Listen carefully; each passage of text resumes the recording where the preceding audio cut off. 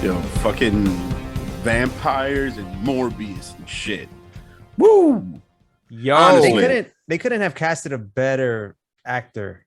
You think so? I mean, I'm sure there's other. I mean, the Craven guy. What's his name? Taylor Thomas. Taylor Aaron Johnson, right? Something like that. It was not Jonathan Quarterbacks. Taylor Thomas.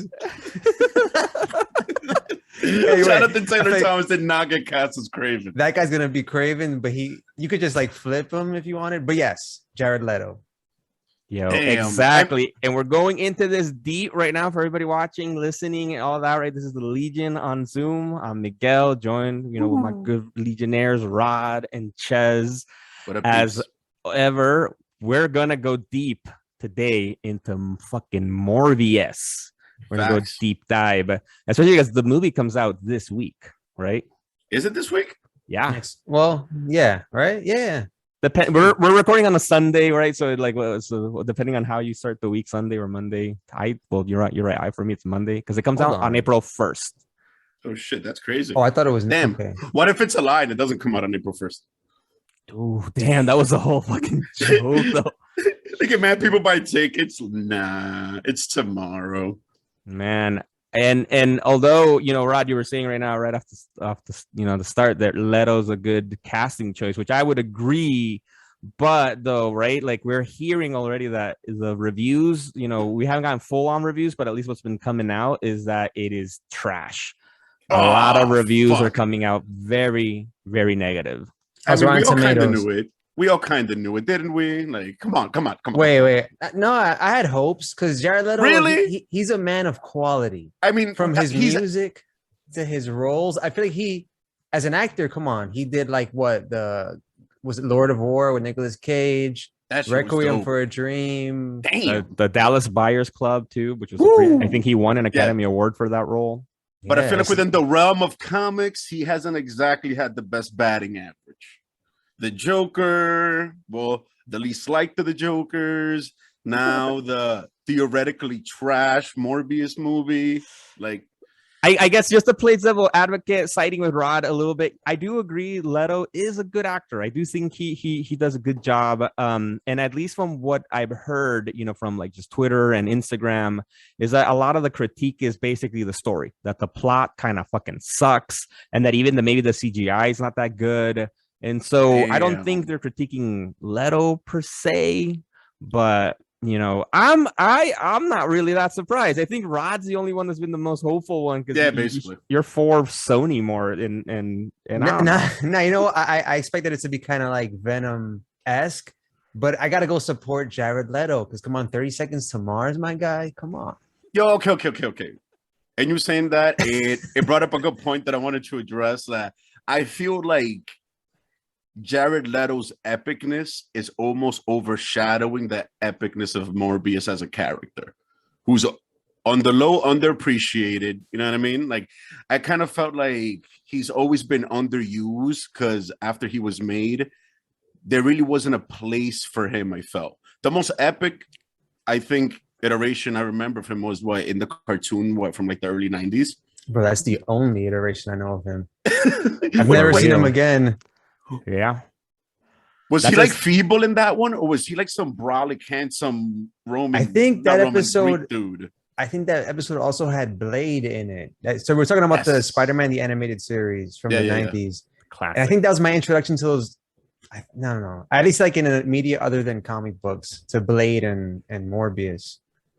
Word. And if I remember correctly, wasn't also the Morbius in the animated series like sucking blood through his hands rather than like plasma, biting plasma too, not blood. Which, by the way, okay, I know it's completely out of your field, but you are a doctor. What's the difference between blood and plasma?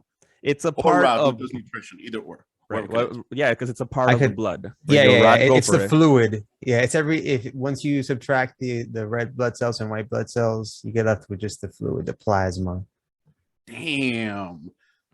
So that specific what's his name? That specific Morbius wanted that unprocessed, undiluted, pure shit. Yo, it's like not even like all the straight to his hands, man. Like shit. And actually, that's funny that you mentioned that because, like, because we're gonna dive into it, right? We're gonna talk about, we'll start like as we've done before of the Secret Origins episodes, publication history, and that's for actually similar a little bit to some of his original comic book publication history stuff, right? Because that happened in the animated series because they didn't want violence, and apparently they couldn't say blood on a cartoon show, and they couldn't, so they couldn't have him fucking bite. Like they said he's a vampire, he had his fangs, but that's why they had to draw the the plasma sucking things through his hands rather than because of fucking all right.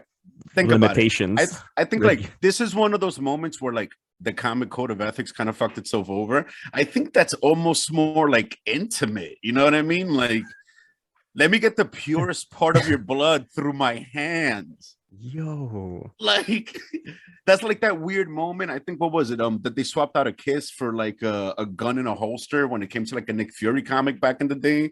That ended up being like sex, controversial. Yeah. This is like the same thing. Steve Ditko. Yeah. I forgot the details of that instance, but like it brought that to mind. Like a vampire biting a victim, everyone's seen that, but it's like having suckers on your hand that you have to like grab the person and then your hands suck out. Like, come on now. And you know, not to deviate too much, but I've been rewatching Batman Brave and the Bold on HBO Max. That's a total deviation. Wait, no, I'm gonna connect it. Okay, first of all, I forgot how good this shit is. Number one, I mean, I always knew it was good, and it was the hardest to sell because when it first came out, I was like, "What the fuck is this childish take on Batman?" But there are actually like guns and shit, and people get shot. Like it's one of the more graphic versions of the many times we've seen Thomas and Martha Wayne get killed. They actually show like gunshots. So I was like surprised, like, oh shit, like this cartoon, which is like believed to be the more like cartoony version of Batman, actually has some of the most graphic shit. Highly recommended. Is that the one that has like the bat wave? No, that's the Batman. Okay, never mind. God, I hated that one. Right, okay, never mind. The Batman. Yeah, that Bruce Wayne kind of looks like Mark Cuban. yeah. The Bruce Wayne from the Batman, he looks like Mark Cuban. I don't know what I just thought about. He does. Drinking coffee. But anyway, back to Morbius. Right. Back to Morbius. Wait, did you connect that? I don't even remember. Word. Did you? No. It was like how these in the 90s they tried to like hide like any type of violence, but later on, and now it's all full blown on HBO Max when you have like the Harley Quinn show. Thank God for that. Like that's like all the rules are out now with that shit. Not all of them. Not like hardcore. Do we know the sex. rating? Facts. One day we may get hardcore sex in superhero movies. For Morbius, my guy. This is about Morbius. Well, my guy Zack Snyder got called out for showing Batman eating pussy. What the fuck? Remember this shit? That sounds familiar, but please refresh my memory. He posted a photo on whatever Vero of Batman eating out Catwoman, and then the kids take it down or whatever. So he's tried to go that far, but that wasn't that in response to, because in the Harley Quinn series they had a joke about that, right, or something? Because they didn't allow. They were gonna make that in the Harley Quinn show. The Batman was going down on Catwoman, but then on a rooftop or some shit. The XX cut it out, and so that's when Zack Snyder was like, "Batman definitely eats pussy." Yes, confirmed. Like, confirmed. And let's not. And I mean, that could also kind of be connected to the OD sexual undertone that I think that like it's always been part of the Morbius character. He's always been suave as fuck, mad, like forlorn. There's always some chick that's like in love with him despite his appearance. It's always been a very, if you guys go on YouTube, you can definitely come and see the character Morbius in all his glory behind me. That's a handsome dude. It's an absolute monstrosity, but low key, he fucks. Look at that. Yo, and that's you're describing basically, I think, every vampire, like every vampire movie, show, series, novel, whatever. I'm sure it's all like that. They're all like suave and seducing, except Nosferatu. Exactly, except Nosferatu. But actually, in the history with Morbius, what's actually funny, they've really gone out of their way to make him ugly, to actually say, even before becoming more like the living vampire, he was ugly. And like they would describe him as like straight up, just making sure that he's ugly. And then once he became a full-on kind of more vampire, so he's not obviously, he's still more monstrous but whatever floats your boat, Ches, man. It's all good, dude. Listen, there's always been this weird thing that no matter how monstrous a vampire is, aside from like I said earlier, Nosferatu, mad creepy. Females have always been attracted to the monsters that are vampires. Yeah. Also, putting and Edward Cullen aside because they never got ugly. And that weird Dracula with the big white hairdo from Bram Stoker's Dracula from the movie, at least. That's Remember? Gary Oldman. That's Gary Oldman. Oh, shit. That's, Yes. Totally forgot. James Gordon. Fuck. Yo, it all comes together. I think Feige's pulling all the strings behind the scenes. That's all him. But yeah, so Morbius created. Right. So let's dive into that, right? So obviously for everybody listening, right? Because his Morbius movie is about to come out. Even though it's getting already some bad reviews, we all had at least some issues, concerns about it. We're going to support it anyway. Facts. So we've done our best to learn as much as we can about Morbius, which was not the easiest thing to do because, yeah, like Ches was alluding earlier, he's kind of a little bit all over the place. He hasn't had like a proper home. It's kind of weird to think, why are they making a movie out of him? Like, he hasn't even had a really strong solo book in like... I was going to ask you guys about that. Like, do you guys think he's like a solid enough character to even base a movie on? It felt like someone was like, we have to use this property somehow.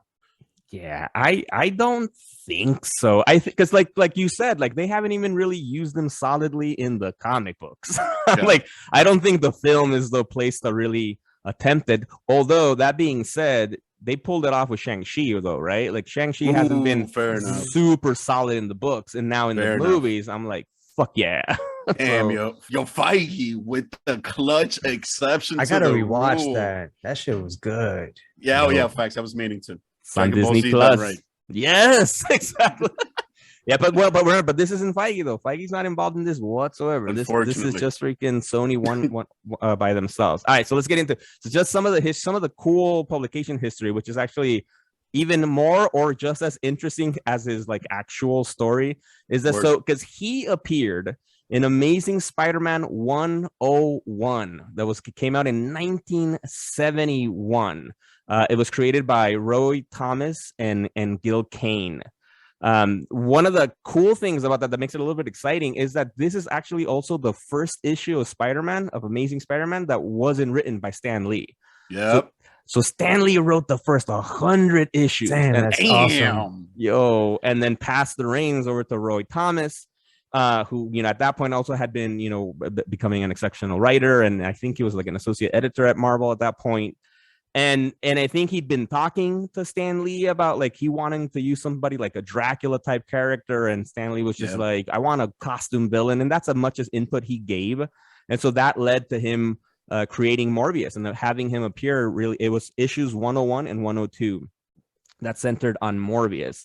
And as we were talking about the Amazing Spider, the animated series, so one of the big things also that helped to change here is that we've had for a long time the Comics Code Authority, right? For those, especially the young listeners and viewers out there, might not know, is that this regulation fucking system to, limit what you can or can't show on comic books, right? You apparently in those days you couldn't show drugs, you couldn't. They had a ban on monsters, like straight up vampires were just banned on comic books. Wild.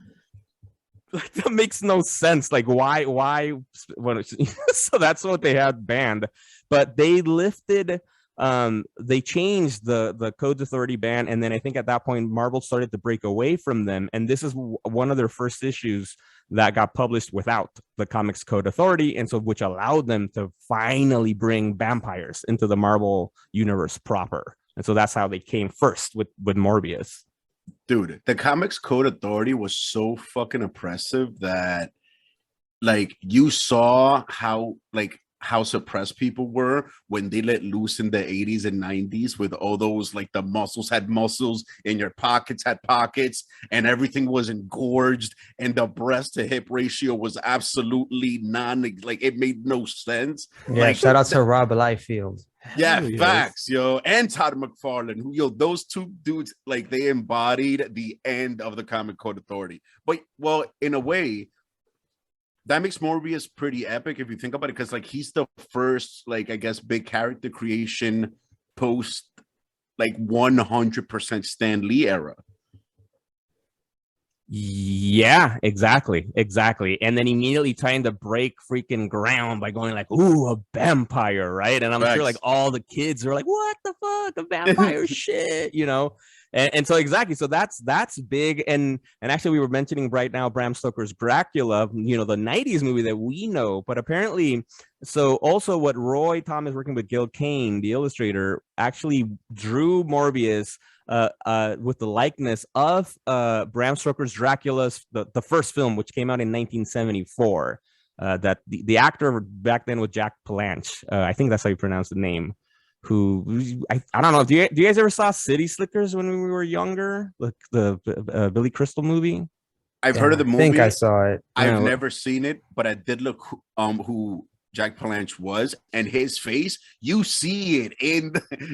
After you see the actor's face, you see the resemblance in the character in the comics. I was kind of shocked. He's like a striking dude, and like maybe not in a good way. Yeah, exactly. Like, all right, like, gentlemen. he looks intense. Are you ready for a riveting segment of The Price is Right? Woo! Let's do it. I'm ready. Let's dig into. Okay, so we're talking about his first appearance, Amazing Spider-Man 101. Now, I'm on eBay, which is the universal metric for knowing how much shit is worth. Exactly. I can't find. It's a legit governing body. I can't. Yeah, word. I can't find like a good quality one, but I found like a 4.0 in CGC. For people that don't know, CGC comics grading code or something. There's a shit stain on it. Yeah. Damn it! I found a 3.5. Nobody has a good one. That's nasty. Yo, oh, wait. Would you touch a 3.5? All right. I got a 7.0. I got it. Okay. What do you think an Amazing Spider-Man? That's a passing grade right there. Because I don't know. Is worth. That's Amazing Spider-Man number 101, CGC 7.0. First appearance of Morbius, the living vampire. Right, and for the people out there, right, for the CGC, right, that's actually so the Certified Guarantee Company, which provide these values, and it's a 1 to 10 scale or 0 to 10 scale, right? And so this is a what now again? 7? All right, guys, you're gonna have to forgive me. I should do my research beforehand. I just found a 9.2, and that qualifies as near mint. All right, okay, this is it. This is the one. That's it. Facts. Yo, I actually appreciate the life discovery because people get to see how many different types there are out there. It shit went from a 3.5 to a 9.2 with a doo-doo stain on it. All right, what do you guys think? Go ahead. Yo, that 9.2, yo, I must say straight up $75. Oh, you broke out at least on my end a little bit right there. As soon as he said the price. Yeah, as soon as you said the price, eBay. Let me tell you if eBay thinks that price is high. All right, what do you got, Miguel? I didn't hear your price, but so no. Oh, sorry, I said $275. $275. Yep, straight up. $275. I'm gonna go with shit because it's. Remember, it's Amazing Spider-Man. I don't want to. I don't color your. No. Of course, because I'm trying to 101. It's not 100. Nah, but I'm thinking. Look. When we did the Werewolf by Night, that was 120K though, right, or something like that. And wait, was it? Yes, it was, bro. Now, you know what? I'm sticking to my guns. I don't give a fuck. Yeah, no, it's a few years younger actually. The Werewolf by Night, it was in Morbius 75 is or nowhere something. near Moon Knight, dude. Oh, Morbius is 1971. 71. Yeah, 71. So it's older. No, you know what? I'll step it up. Wow. I'm gonna say 1,000 flat. I'm gonna go. It's near mint. I'm gonna go fucking crazy here. I'm gonna say it's 50K. Oof. Okay. Now, like right now. All right, Chez was a lot closer. It's actually $4,000, so 4 racks will get you an Amazing Spider-Man number 101. Now let's guess on the lowest one. What was it? The 3.5? Oh, the doo-doo one. Yeah. That's gonna be like what, Yo, $50? I was gonna say the same thing. $50. Let's check. Wait, what was it? Is it 4.0 or no 3.5? It was a 3.5, right?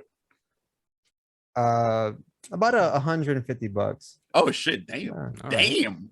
That's still... And then, of course, we have 1992's Marvel Morbius: The Living Vampire #1, 9.8 newsstand edition for those for you kids that don't know. You know what? On that pick up one, comic books at newsstands. I'm gonna say 10 racks straight up. 10,000.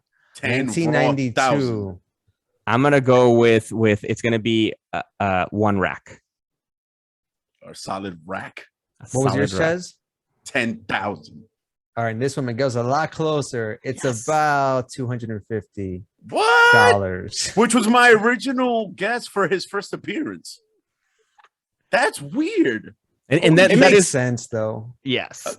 I feel like his own ongoing would have been worth more. And it's weird also, I guess, but I think this really does go to show, right, with the character, you know, comparing it to Moon Knight, right? They came out a few years later. Moon Knight is, in and of himself, a much cooler character, right? He's been loved, and there's so many fans about him. Morbius, I don't think he has that kind of cult following, and if anything, I'm assuming this bump in price is probably because of the movie now or something. And it's Jared Leto bidding. It's him slowly driving up the price. Driving the market he has the resources to do so. All right, I have a question for you guys. Since I think that Morbius, aside from Dracula himself, was like the first big vampire in comics, I believe. Please correct me if I'm wrong. Was he responsible for the creation of Blade? Or was Blade like pre-Morbius, after? Like, was he his own thing, and then they were like, these naturally go together? You're actually getting ahead of us, but let's dive into that right now, actually, because that is basically, because at least doing the research for the show about Morbius, I realized a lot of the cool things about Morbius is kind of what he's associated with, right? Like Spider-Man a lot. And actually with Blade too, which blew me away that I did not know this history about Blade. So no, he didn't create Blade. Like Blade has existed from, I think, either before Morbius. I think he might have existed. Actually, we should double check. I'm on it. But the thing with Blade, right, because his story goes, right, that, you know, that he was born in somewhere in the UK or in England, right, and as he was being born, like his pregnant mom was like killed by a vampire Frost or something, which was, I think, played by Stephen whatever Dorff, is it, in the first movie. And so that was Deacon Frost, no? Deacon Frost, yes. Exactly. And so that's how he was like half vampire, half human, because of that kind of blood transfusion. Yeah. Apparently later in the 90s, in a Spider-Man story, which actually drawn by John Romita Jr. I just revisited that issue. Nice. Morbius bites Blade. And then apparently because he was already half vampire, and then, you know, Morbius bite gave him the abilities now to be a daywalker. So I basically removed any other vampire weaknesses that Blade had, and so that's what I guess leveled him up in a way. So I had, but I thought Blade was always a daywalker. Wasn't that like his shtick? Apparently not before that. Oh wow. Yeah, Blade is 1973. Ooh. So the 70s, all these like dark characters and so low-key coming out of Marvel. I'm gonna go ahead and say that he was created partially because of Morbius. You know what I mean? Like, a vampire has to be hunted. I get it. He was created as like a Spider-Man villain, but they were like, yo, we got a vampire. Let's make a vampire hunter. Because he was created by Marvel, right? Right. Yes. Exactly. So it wasn't one of those that like he was created by a different publication and then they got bought up. Like, if they were created within like 2 to 3 years of each other, like we might have gotten Blade because of Morbius. And let's not deviate too much, but about Blade very quickly. It says here that Blade was retroactively, this is according to Wikipedia, Blade was retroactively established to be a Dhampir. For those that don't know, that's a hybrid that can walk in the day, following his adaptation in the Spider-Man animated series. I remember that. That shit was dope. He was mad epic. So all of that then was written into comic book canon by that bite by Morbius in that Peter Parker Spider-Man run. And so that's changed Blade in a way that we all grew up with Blade being that kind of daywalker guy, vampire hunter. So it's like, who knew Morbius was that freaking tied to that? Well, and actually, now that we're on the topic of Blade, before we go, we're going to dive into the origins of Morbius in a second, too. But I think another cool Easter egg that I found out about this, I don't know, I feel like maybe Rod might have known this, but did you guys know that there's a deleted scene for the ending of Blade 1 that actually sets up Morbius? Looking for that right now. I've heard about I've mentioned it before. I've heard about it briefly, but it's like, how would they even make it work? Is it one of those where like he's like just a regular doctor and they mention him? No, I saw the clip. And it's very cheesy. It's very silly. Oh, so it's out there? Yeah, it's out there. I gotta see this. I'll share it. So, but it's super silly. It's kind of similar to the real ending, because after, he defeats Frost and climbs up to the ceiling, to the roof of the building. There's this dialogue that he has with, I don't remember what the actress's name was. Something about like, I'm gonna cure you, and Blade's like, no, like there's no war going on. Exactly. You remember that. And then what happened in the deleted scene is that the actress tells him like, oh, but you're on like right now, and then they point to the side and they have this dark covered guy in a rooftop standing looking at him, and then just walks away, and then that's it. And he looks a little like Morbius, like he's like the look he has in the 90s in the Midnight Suns storylines that we'll mention. And so we almost had fucking Morbius in Blade 2. Yo, the proto MCU. Yes. Yeah, New Line Cinema. Shout out to New Line Cinema. What happened to New Line Cinema? Every time I see that intro, I just think about Mortal Kombat, like the film. Or Blade. Yeah, facts. Or Rush Hour. Red. Yes. Yo, fucking Rush Hour. Cinema was wavy, son. Yo, and what's crazy about this, like, think about it, that, Blade 2 is arguably the best Blade movie, right? And it was directed by Guillermo del Toro, right? Mi paisano. My so good. So freaking good. Imagine him writing Morbius, directing him. And did he do Hellboy? Yeah. Guillermo del Toro did 1 and 2. Right? Or just 2? Just no, both. No, he did both. Imagine if that man would have did Morbius, just like Miguel saying, "Oh my god, bro!" Yeah. No, remember when he was tied to Justice League Dark? Fuck. I feel like that would have been just like a jizz fest. I mean, Justice League Dark is still happening, but I don't know if he's still involved. Yo. A festival of jizz. Yeah, man, because he can do some really Brazil shit. He can do really Brazil door show. like Guillermo del Toro can do some good creepy stuff. We've seen the Hellboy films. He did Pacific Rim too. He and some of his own was Pan's Labyrinth and the something of water, the scent of water. Pacific Rim was dope, by the way. Pacific Rim was dope. Great films, and we could have had Morbius in Guillermo del Toro's hands. He didn't do the sequel though, right? He didn't do the third film, no.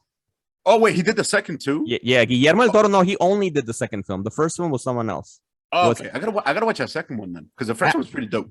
Actually, the second film was directed by Stephen Norrington, who actually he himself was Morbius in that scene. Like he dressed up himself as Morbius. Damn, just full circle shit. Oh, fuck up, damn. And what's crazy? Pepe Sylvia. Facts. And what's crazy to think is this would have happened. If this would have happened, it would have been before even a live action Spider-Man. Because remember, Blade predates that. Yeah, word. He was like the first, before Blade. Was there a high-end comic book movie that hit those notes? Because he was the first, of the modern era we're in. Yeah. He was the first. A lot of people give X-Men. I see it on Instagram all the time. X-Men. Yeah. I'm like, nope, Blade. My God, yeah, Wesley motherfucking Snipes. And now it's all going to become crushing down with Jared Leto. All right. And now that we've been talking about, we would have seen the origin of Morbius in Blade 2 by Guillermo del Toro, but we didn't. We're going to see it right now this week with Jared Leto. Let's talk a little bit right now about what is his origin. Who the hell is Morbius? Why do we care? Right? Why are they making a film out of him? All right. So in brief, his story basically is that he's Greek. he grew up, in Greece, with a single mother or something, and he was very sick from a young age. He had this like degenerative blood disease. They never really name it. It's unclear exactly what it may be. It might be a mix of all the blood diseases. I noticed that, like in a bunch of the shit I read, it always said he was had a blood disease. Straight up, that's all I read.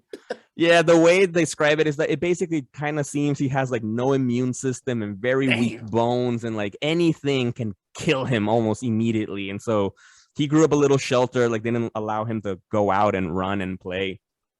And those kinds of, and apparently too, this blood disease made him ugly. Like as I said, they describe them always what as is ugly. This disease? It makes you ugly and it wipes out your immune system. But like as a good recluse. COVID. Yeah, the OG COVID. COVID would have taken out Morbius OD. Hell yes. But what he ended up doing, if he can't go out, can't have fun and beautiful Greece and shit, he dove into books, and apparently he was really smart. And then so he got like an MD, so he's a doctor in hematology, which is the science of study of blood and blood forming organs and blood diseases. And he also got a PhD in biochemistry. Yeah, exactly. So he's an MD PhD in biology, biochemistry. So he's smart. He's smart, right? And on top of that, actually, he also won a Nobel Prize. So he's a Nobel laureate. Yo. How? Okay. All right. All right. You're a doctor of one discipline. Like, how does that work to become a multiple doctor? Well, MD PhDs are actually not like super uncommon. Like, PhDs are a little uncommon in terms of the population wise, but MD PhDs are actually a thing, so but also that won a Nobel Peace Prize. That's a bit, yeah, exactly. And now, thanks to Jared Leto, also wickedly handsome. So all these things, and you the man. Yo, facts. That's gonna be the biggest retcon for the movie. Freaking nah. Like Leto was like ugly, nah, fuck that shit. You gotta have my face. And by the way, props to this movie's advertising. I hope that type of poster they did, I don't know if people have seen it like online or whatever, that like animated shit, I hope that starts to wave, dude, because shit, I don't know why I just thought of that, but I'm like, I hope we see that more often all over the place. I want animated posters for movies. Yes, exactly. So for people who might not know, they have this big ass poster. I think I don't know if other, probably LA. They had it here in New York, right? Where it's just his regular self, like Morbius, and then like you see the claws go in and rip the poster aside, and then we see Morbius, the vampire, the living vampire, come out. And so, which is actually a pretty cool poster. But I'm worried that that's the coolest thing from the movie. Yeah, I was thinking that. I'm mad that you said that. I was just thinking that. That's the best thing, man. All right, so continuing on with his story, right? So this is all his background, right? And so obviously with his scientific skills and whatnot, he wants to cure himself because apparently he's getting so much sicker that he's gonna die. And this is when then it gets comic book goodness 70s, in the moment where I guess because of desperation of trying, not having the time, him and his close childhood friend who's like a brother to him, Emil Niklos, who's been, Nikos, who's been since they were little kids together, and who's a scientist too, so all right, that's of course lucky. That's a good neighborhood, good school system they went to. Fucking Greece. They tried to help him, and so they ended up getting, for some reason, on like a freighter, like a boat, to be out in the middle of nowhere to run these experiments on himself to try to cure himself, because there was no time to really do proper science and test and all that kind of stuff. And obviously, why not? And then the experiment involved mixing vampire bats with electroshock therapy. Dun dun dun. Exactly.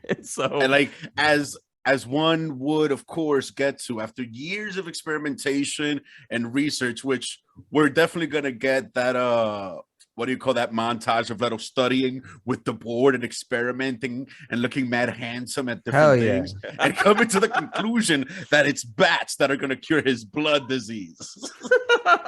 Yeah, very similar to DC's Dr. Kirk Langstrom, the Man Bat. And I feel like this movie is going to be kind of, it's also like funny how he went from like, a Batman universe to now being a Batman, so to speak, of like Marvel and shit. Speak your truth, bro. Hell yeah, bro. Jared Leto. Yo, actually, when did Man Bat come into the comic books? So, like, must have been after Morbius, right? Especially if they had the Comics Authority code, which actually, fun fact too, like I was looking into this. So Marvel 1970. Oh shit. Oh, shit. a year before. Never mind. Again, this Marvel DC thing where they're a mirror of one another. It's fucking crazy. Oh. So basically, are Man Bat and Morbius the Deathstroke and Deadpool of the vampire world? Sorta. I Yo, guess. The only difference is, discovered? the difference I would say is Man Bat's like more straight up like a man bat, right? Like, where Morbius is a vampire. Like but they he look flies differently and looks bad-ish. You know what I'm saying? I just think that DC tried to incorporate like a Wolfman aspect and use a bat instead. You know what I mean? Like instead of like a werewolf, he's like a wolfman, but he's a man bat. But their origins, like, well, they share a lot of aesthetics, both scientists, chemical. Yeah, trying to cure some shit. Yeah. And so whack it to the comic book origin. So because and the cool thing, we will give credit, I think, to Roy Thomas. What he was trying to do, right, was create this one thing. He didn't want to create a vampire that's based off of like classic, mythology, the magic stuff, right, and curse. And so it was like, this is why he's called a living vampire, right? Because the experiment obviously goes wrong, or not goes wrong. It probably goes as it's supposed to do because they didn't test it or anything. And he becomes a vampire through science, right? So not through some other vampire biting him or anything like that. So he's not undead, right? So what ends up happening, and what makes it kind of interesting, I do think Morbius, for me at least, doing this work was like, he was cool at the very beginning when they introduced him. It was a very interesting character. Also, when you think about the times, like it's the 70s, and like they've never seen vampires in comic books before, right? And then you get this new one that's going toe to toe with Spider-Man and the Lizard at the same time and holding his own. Like, it's fucking dope, because that's what happens in the first story. Once he becomes Morbius, he has this kind of very Hulk type thing that when he's overrun by the thirst to get blood, he loses his shit. And that friend I mentioned, Emil, his childhood friend, he straight up killed him. He was the first person he killed after he became Morbius, because he bit him and sucked all his blood. And then he has to bear that cross, so it isn't forever now. Yeah, and so the different thing with Hulk, right, where it's a clear split and that kind of stuff, is like same when Morbius, as soon as his, appetite for blood is calmed down, he's back to being more rational. And exactly, like when he saw what he did to his best friend, he was like, torn by that, right? Like fucking the guilt. And you can think these crazy 70s comic books with all the exposition of like, oh no, my guilt, like, Facts. It seems like the only scientist to get like a non-shitty deal back then was Spider-Man. He got bit by Spider, and thus was lit. Everyone else, like just the personal hardships that he suffers. Yeah. But aside from but within like the realm of becoming like a character, quote unquote, he got brolic and got epic spider powers. Every other like highly educated person got fucked over. The Hulk, Dr. Banner, Dr. Connors, Dr. Morbius. Fucking like they all got fucked over except for Peter Parker. Doc Ock. Right. Real quick. Yeah, I rewatched No Way Home. God damn. Like nowadays there's so many movies that I rarely will rewatch a Marvel flick. Again, I got to rewatch Shang-Chi at least, because that one was so good. But this one, obviously, is a mandatory rewatch. God damn, they nailed that one. Mandatory, man. Shit. Mandatory. It's the best. Speaking of which, wasn't there like I think it was the God King himself, Leto, got quoted saying that there is a Spider-Man in that universe, or was it the director? I think Leto.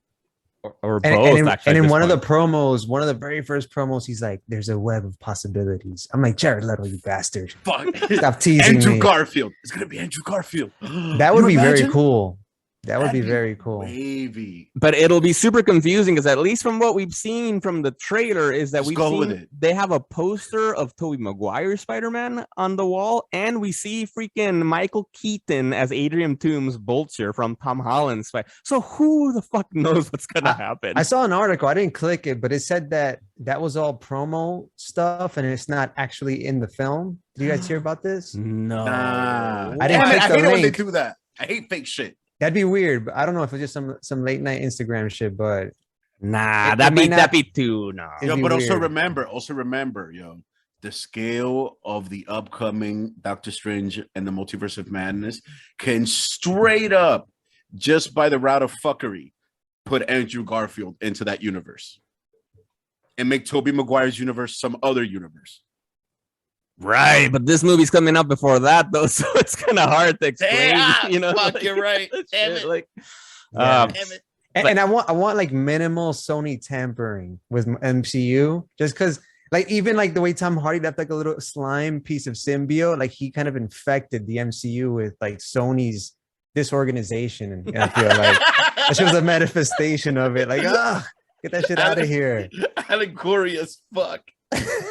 yo, imagine like not even Kevin Feige knew. Like once he saw that scene, he's like, "Wait, what? How did that happen? How did that? Yeah, fuck. fuck." He's like, "Shit, now we got to deal with it."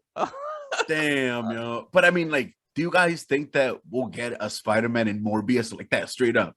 I don't think so. I don't know, man. And if anything, I would have liked it to happen like it happened in the book, actually, I think, which was cool because this is how Morbius got introduced. That what ended up happening, it was like two stories parallel in those 101 and 102 issues from Amazing Spider-Man, was that Spider-Man had recently taken some serum or something that made him into like had the 6 arms. You guys remember that? Yeah. I remember that from the cartoon, but didn't I think it was just like an evolution of like him getting bit? Because that was like when Craven was trying to hunt him or some crazy shit like that. Well, I don't remember what it was in the cartoon, but in the comic book, They crossed over with the X-Men cartoon for that story, right? Yeah, Yeah, Because he was wondering if he was a mutant or some shit. right. Yep. Classic. And so in the comic book, he had just gone through that transformation, and he reaches out to Kurt Connors to be like, "Could you help me? You know, figure this shit out." And then at that same time, because after Morbius killed Emil, he had his fiance was on the boat too, Martine Bancroft, who she will be in the movie too. And he decides to escape, right? He's afraid he's gonna kill her too, and ends up like going as a stowaway on another fucking boat. Kills the people on the boat when he gets hungry, and it has guilt and shit, and ends up arriving in like New York, like I think Long Island or something, and ends up going to the lab that Kurt Connors had at the same time where Spider-Man is arriving to try to experiment on himself to cure himself. And so that's kind of how the three meet, and then they have this battle between themselves. And apparently, because then Morbius bites Kurt Connors, transformed as the lizard. Damn. And the lizard transforms back after his bite. And so they're like, "Oh shit, there's something about Morbius blood that can cure us," which ends up being what happens. That's how Spider-Man gets rid of the arms. He's able to capture Morbius, get his blood, and then science it into a serum. Man, unsanitary blood swapping and genetic shit. Like, what the fuck is happening? Nah, like whatever, man. Fuck Yo, it. a fight between Peter Parker, fucking Connors, and Morbius is the most genetically altered match I've ever heard in my life. Like, all accidental shit, except Connors. His shit was on purpose, right? Like, he was trying to regrow his arm because of a reptile, and then it just so happens that he took it a step too far. Well, I mean, they all kind of took it a step too far, but that's the story. Yep. And so that's how we got introduced with him, with the Morbius. Like, who would actually win? Like a lizard, a spider, or a bat? I'd say a lizard. I guess it depends.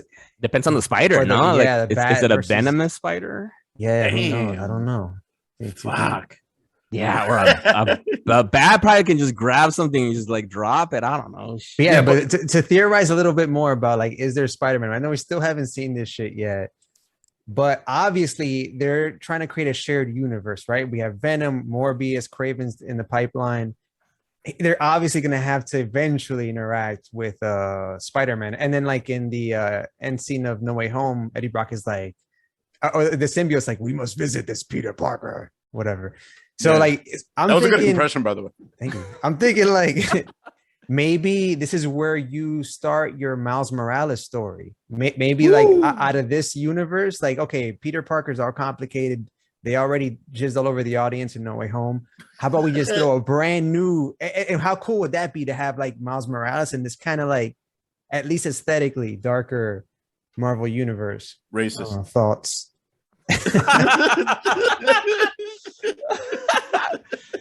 I don't know, man, because I guess aesthetically darker, but it's still Racist. like at heart cheesy and Yeah, like no. nah, like I like the idea, but I'm just worried because they haven't executed anything well, you know, really on their own. Like the Venom films are like, Yeah, you know, true that. Miles doesn't deserve that. If anything, like make What if he like, saves it? But damn, I mean, damn, but fuck. And I think then by saying that they can't go back on like, yeah, there's a Spider-Man. Like they have to do something now. I just don't want them like to use up. You know what I mean? Like fuck, because like he could save it, but what if then it's a shitty Miles movie or something like that? You know what I mean? Like fuck. Because even like as we were saying right now, right, with Shang-Chi, with Morbius, given the background that he has, that it's, you know, he hasn't had like proper really solo books that have been either really good. They can do really a lot with him, and I think they gave already like some interesting stuff, you know, where he basically becomes a vigilante, you know, and I mean, I'm sorry, an anti-hero. You know, he's not really, you know, over the time in his stories because he's first like a villain against Spider-Man, but he's like this twisted, you know, kind of like a Mr. Freeze thing, right? Like it's not to say he's. I was gonna say kind of like Venom. Well, no, Venom was straight up evil, bro. Like at the beginning, dude, he was. Yeah, but he had a book eventually. Remember that he was like protecting a neighborhood and shit. Like, oh yeah, but eventually, yeah.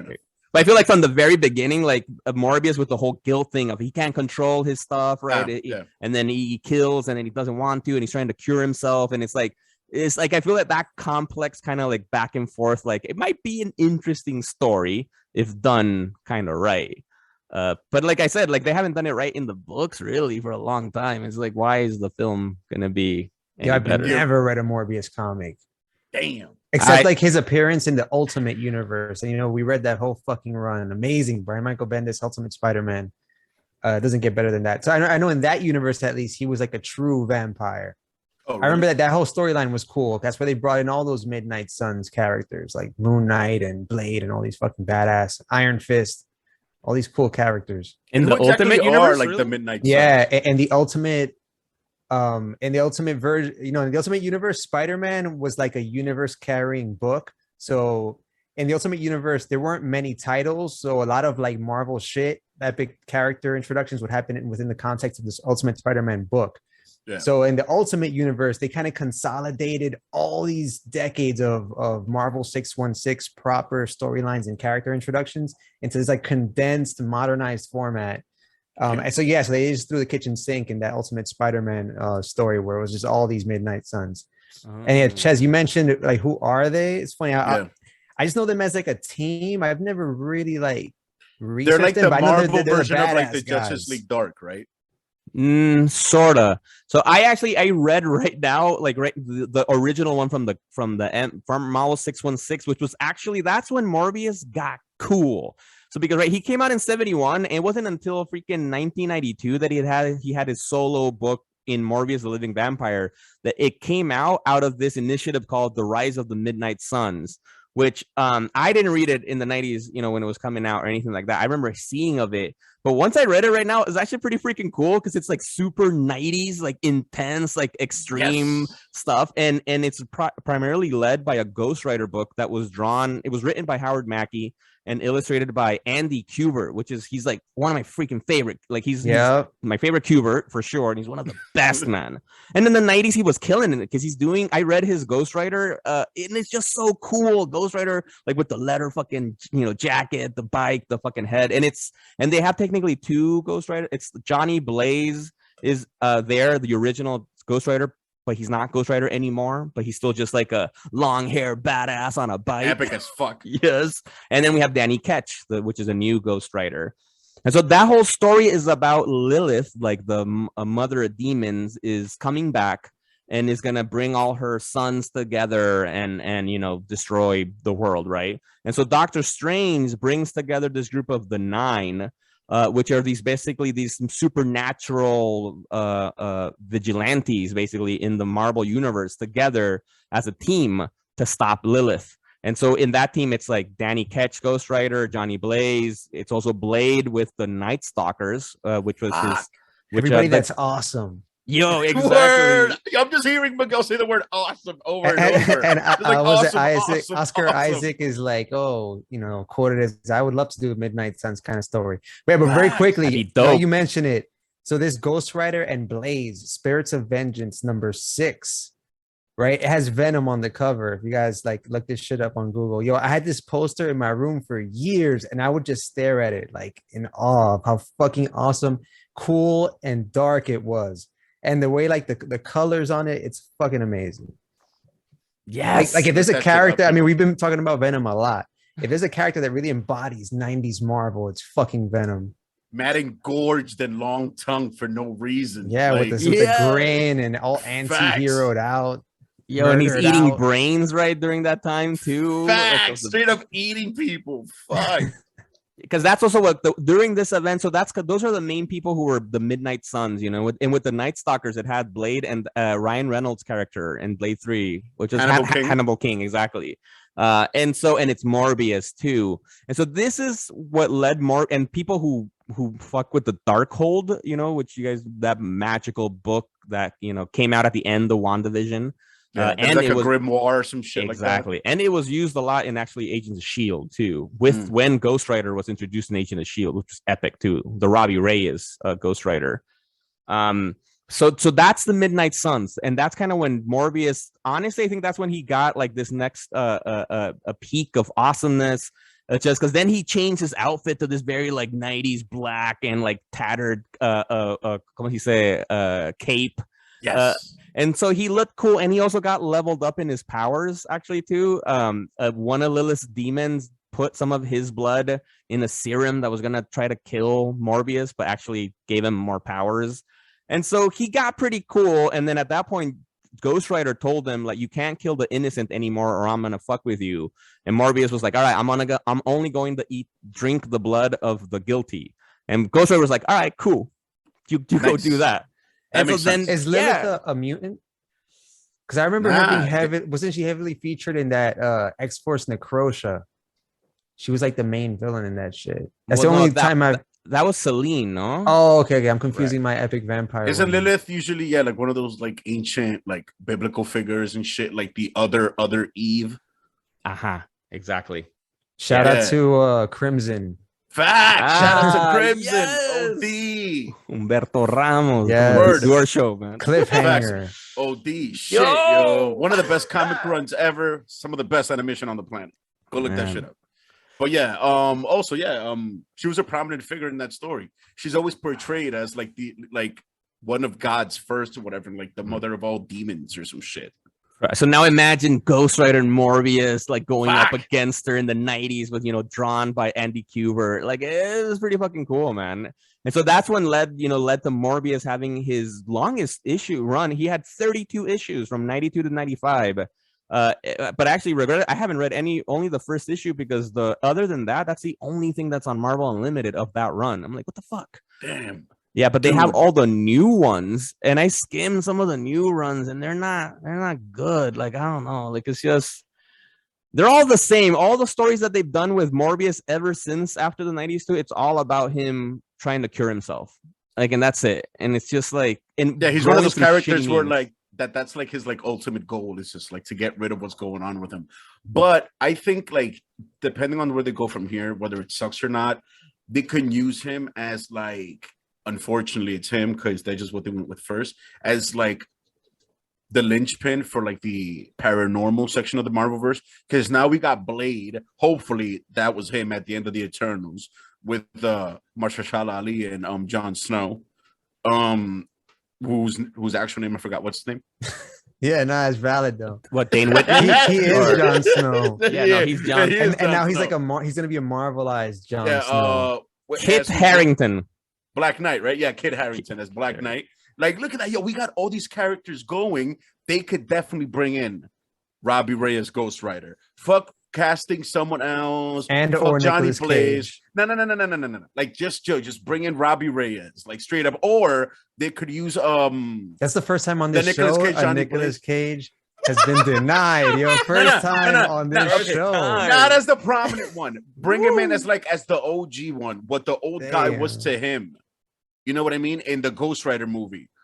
Like, But he actually, should be because you're like right, the because actually mentor. in Agents of Shield, which I highly recommend, it's on Disney Plus now. We should watch it. When Robbie Reyes becomes Ghost Rider, all that they show is that he almost dies in a car accident, The and Samaritan. the Samaritan, a Ghost Rider, approaches him and basically makes him Ghost Rider.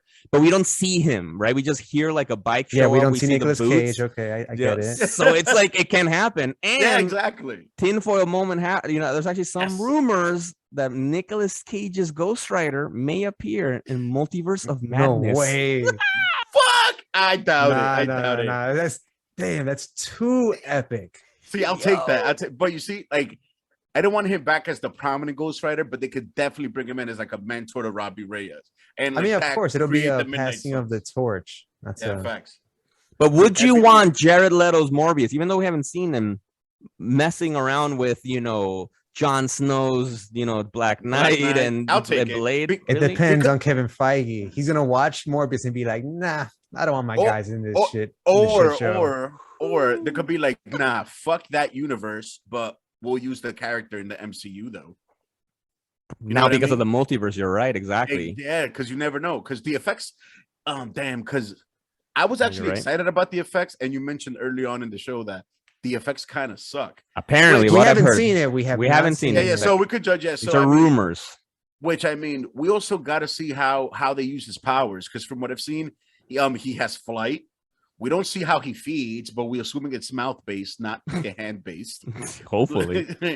And he's always been referred to as a psionic vampire. So who knows how they're gonna do like the mind control shit?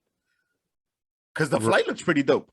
Right, exactly. It's like, and so right, because in terms of his powers are pretty straightforward, classic vampire stuff, but without the weaknesses of a typical vampire, right? As you're saying, right? So he can sort of fly and does this weird thing. It's called transvection, is what they call it.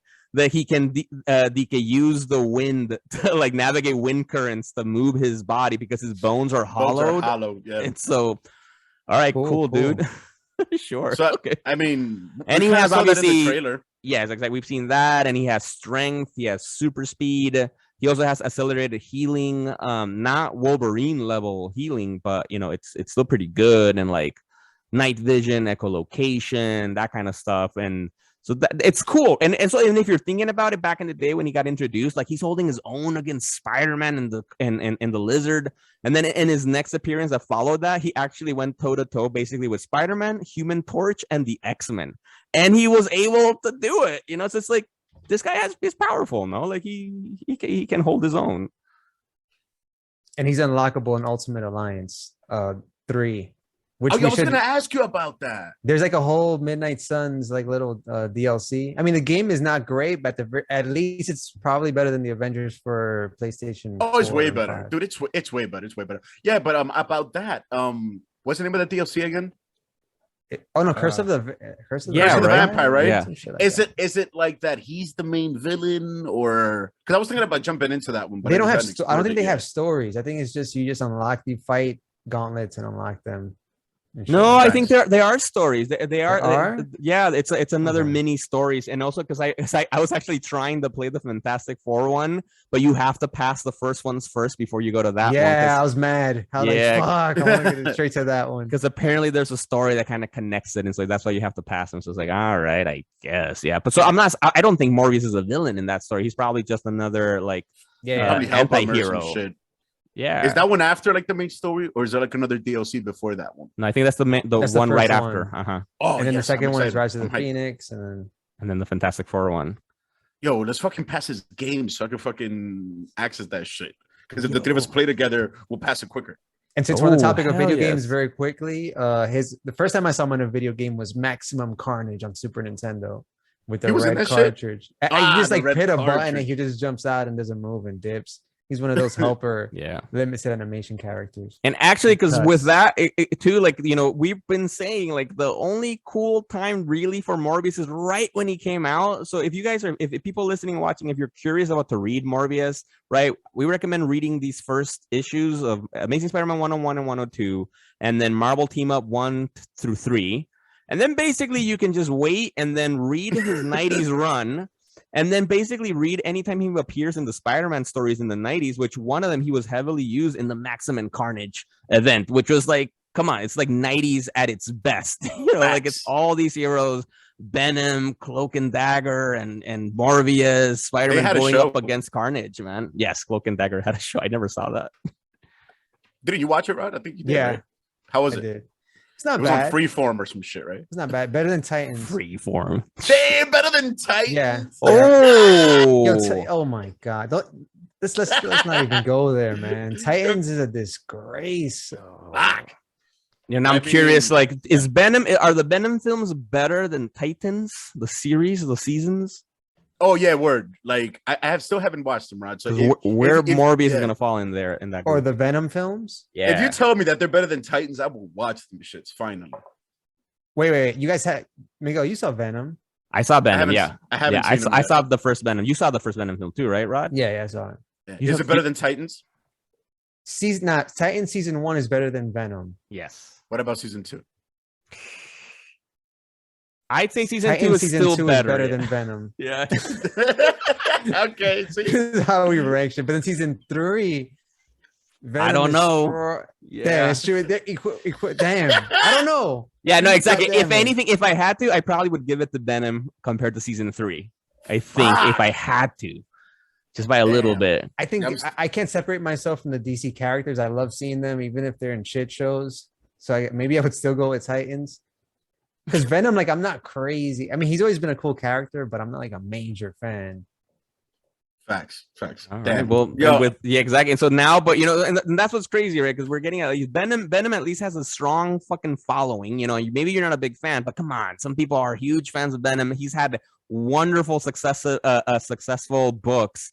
But Morbius, though, right? And like Sony, this is why I don't trust Sony, right? Because Sony's giving us Morbius, and then right after that, we're gonna get the Kraven the Hunter movie, which is like, I guess, like Kraven hasn't had his own book really, and like he's been cool in because they're cool. Hasn't he had a book? I thought he's had a book before, right? There's been a Kraven book. Probably like, if anything, it was like a mini series, but I don't remember. He's always just been in Spider-Man stories, you know, like, and all these characters are cool because they're with Spider-Man, you know, like just by themselves. Yeah, it's because Sony has like a package of characters.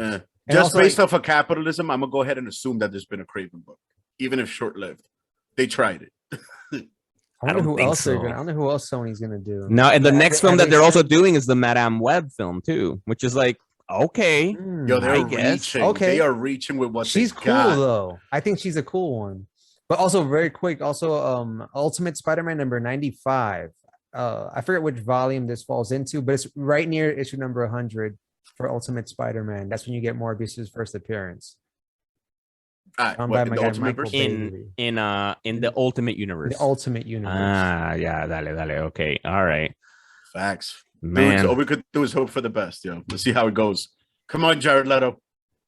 I know, right? Like, I was wondering, like, I was hoping that this was gonna make me more excited to watch the movie after doing this deep dive and reading some of the Morbius books. But like, you're discouraged. I'm like, yeah, man. Damn, you're gonna wait for it to drop digital? Damn. And not just drop digital when I'm on a flight. That's it.